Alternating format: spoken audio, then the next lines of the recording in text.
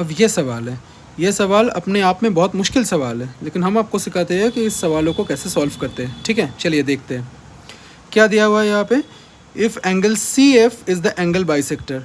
ठीक है, जैसा बोल रहा है वैसा करते हैं। चलो, angle C F is the angle bisector. ठीक है, फिर क्या बोला, and A D equal to A ई।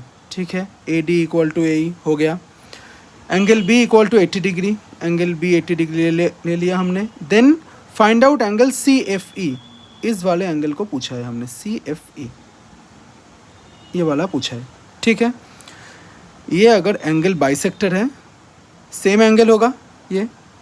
अब देखिए सवाल को, हम अलजेब्रा में भी पढ़ा है, जब इक्वेशन कम हो, ठीक है ध्यान से सुनिएगा, जब इक्वेशन कम हो लेकिन वेरिएबल ज़्यादा हो, हम वैल्यू पुटिंग करते हैं।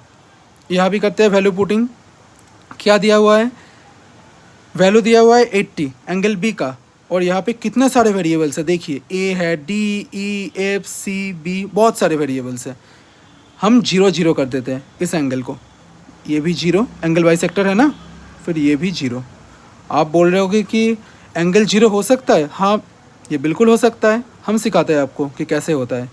80 है, ये 0 है, तो ये वाला कितना होगा, 100।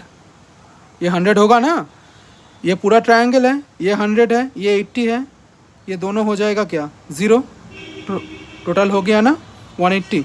अब देखिए सवाल में दिया हुआ है कि ए डी इक्वल टू ए ई है, A D equal to A ई, तो ये वाला एंगल कितना होगा, ये भी 40 होगा और ये भी 40 होगा, 40 40 हो जाएगा। अब इस वाले ट्रायंगल को देखिए, इस वाले ट्रायंगल को आप ध्यान से देखिए। ठीक है, और ये वाला क्या है, ये एक्सटीरियर एंगल है ना, ये वाला एंगल तो इस पूरे ट्रायंगल का एक्सटीरियर एंगल है।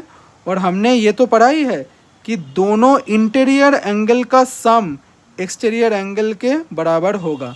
दोनों इंटीरियर एंगल का सम, ये पूरा क्या है, ये 0 है, तो ये क्या हो जाएगा कि एक्सटीरियर एंगल 40 होगा, तो ये भी 40 होगा। तो answer is 40 degree is the answer. हो गया सॉल्व।